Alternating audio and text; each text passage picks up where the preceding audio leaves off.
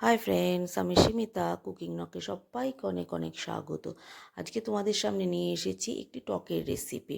তাহলে চলো রেসিপিটা শুরু করা যাক। আর রেসিপিটা বানানোর জন্য এখানে আমি ইলিশ মাছের মাথা ভালো করে কেটে ধুয়ে নিয়েছি। এবার এর মধ্যে দিয়ে দিচ্ছি সামান্য হলুদ গুঁড়ো, দিলাম লবণ। এবার এটাকে ভালো করে মেখে আমি ভেজে নেব। দেখো কড়াতে তেল গরম হয়ে গেছে। এবার এখানে মাথার পিসগুলো আমি দিয়ে দিচ্ছি। মাথার পিসগুলো দিয়ে দিলাম। এবার এটাকে আমি ভালো করে ভেজে নেব।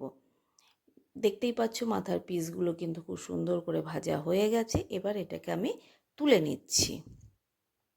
এবার ওই তেলে আমি দিয়ে দিলাম সর্ষে ফোড়ন। সর্ষের থেকে সুন্দর গন্ধটা বেরিয়ে এলে তার মধ্যে দিয়ে দিচ্ছি যে তেঁতুলের কাতটা আমি গুলে রেখেছিলাম, সেই কাতটা আমি এর মধ্যে দিয়ে দিলাম। এবার এর মধ্যে দিয়ে দিচ্ছি সামান্য হলুদ গুঁড়ো আর দিলাম সামান্য লঙ্কার গুঁড়ো। এবার এটাকে ভালো করে মিশিয়ে আমি ফুটতে দেব। এখানে কোনো লবণ আমি অ্যাড করিনি, যেহেতু কাতের মধ্যে অলরেডি লবণ দেওয়া আছে সেই জন্য লবণ আমি অ্যাড করিনি। এটা ফুটে উঠেছে। এবার এর মধ্যে দিয়ে দিচ্ছি স্বাদ মতন চিনি।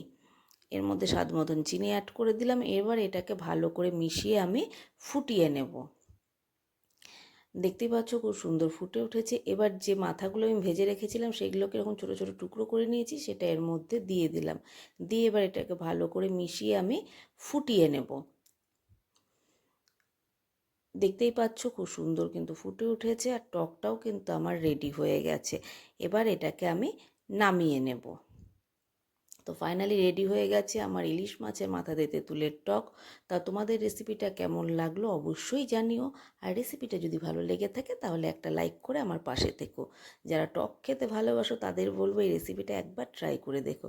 চলো তাহলে আজকের মতন এ পর্যন্তই। আবারও আসবো অন্য কোনো দিন অন্য কোনো রেসিপি নিয়ে। সবাই খুব ভালো থেকো।